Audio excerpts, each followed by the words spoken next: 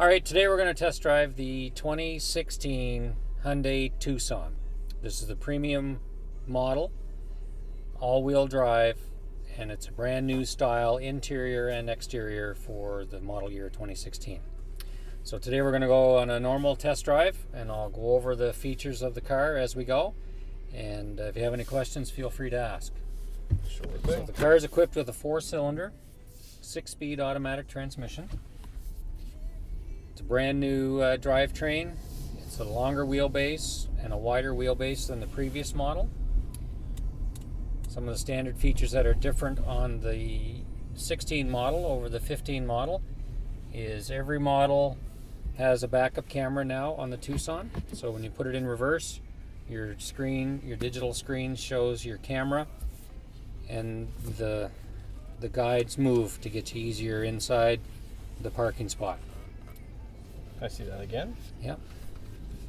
So as you move the wheel to turn into the spot, then it also changes the graphics so it fits inside the parking spot easier for you. And then once you put it in drive, it goes back to your audio screen.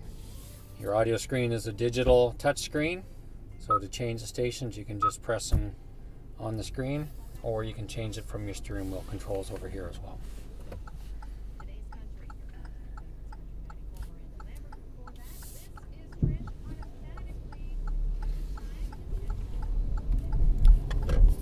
Intermittent windshield wipers on a day like today.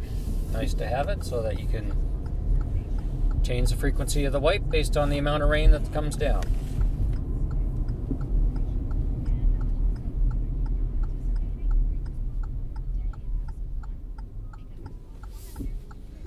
So another feature on this car that is available in all the models is we have a heated front seats. It also comes with available heated steering wheel. So in the wintertime you've got lots of heat options. This model has air conditioning. In other models that are available is a dual zone air conditioning, so you can have different temperatures on each side of the vehicle, which makes it nice and comfortable for husbands and wives usually. The engine in this new Tucson, there's two engine options. There's a 2-liter 4-cylinder engine, and the new engine for this year is a 1.6-liter turbo engine. So it gives you about 35 more horsepower in the turbo engine, and it also gives you a higher torque ratio as well. So it gives you a little faster pickup and response when you step on the gas, Which I'm sure we'll see on the highway. We will see on the highway. Fuel economy, the new Tucson's rated for 34 miles per gallon highway and 29 miles per gallon for city driving. And you can really tell a difference in the drive of this vehicle with the longer and the wider wheelbase.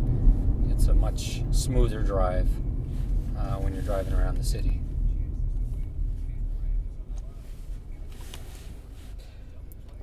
Now I'm seeing down here between us, Mark, we've got a drive mode button and as well as a few other option buttons. You care to explain those a little bit for me? Sure. The button marked drive mode.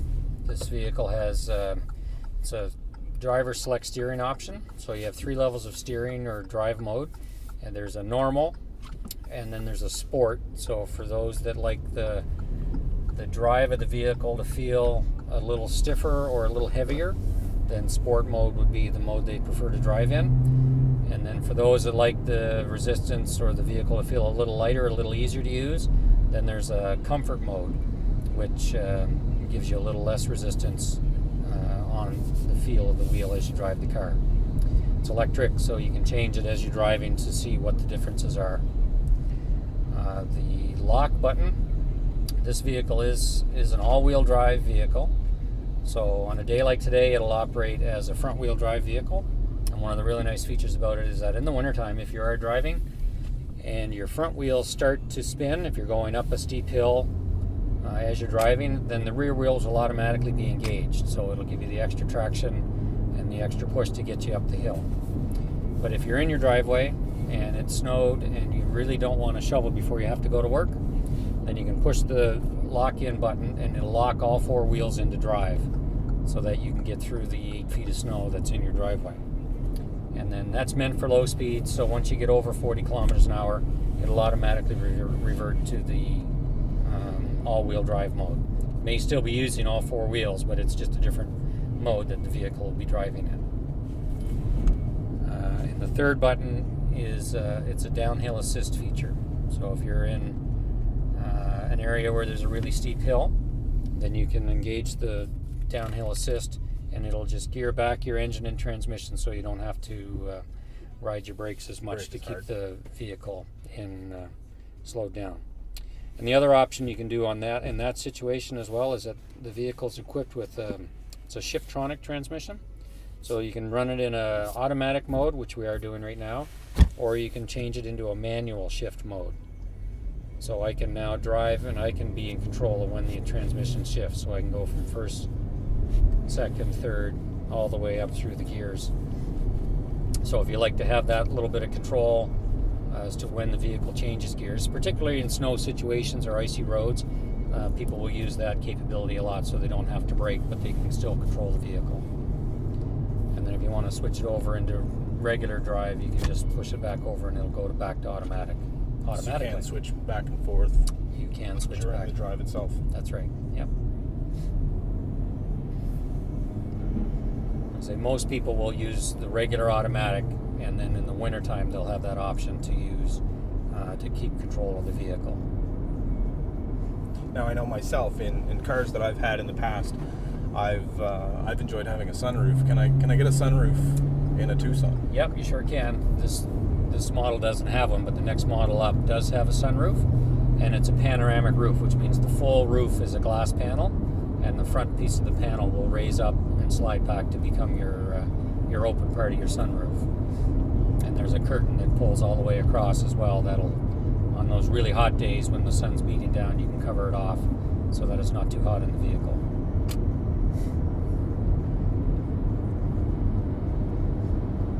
So here we are now. We're at 100 kilometers an hour on the highway, and it's a really quiet and very comfortable drive. And you have lots of pickup. Now, one thing I'll show you is that on your mirror, as you see, we have the blind spot detection on this car, which tells you when there's somebody in your blind spot, that light will turn on, and then once you get past them, it'll go out automatically, so you know that it's safe to go back into your lane. And you have that indicator on the passenger side mirror as well as the driver's side mirror. So when this fellow comes up along the outside, then you'll see that the light will turn on in my mirror once he enters the blind spot, which should be right now. So he's in there now, so you can see the light came on. Now, if I should happen to decide I'm going to try to pass or turn out while somebody's in my blind spot, then there'll be an audible beep beep tell you that there's somebody actually there versus just the light coming on.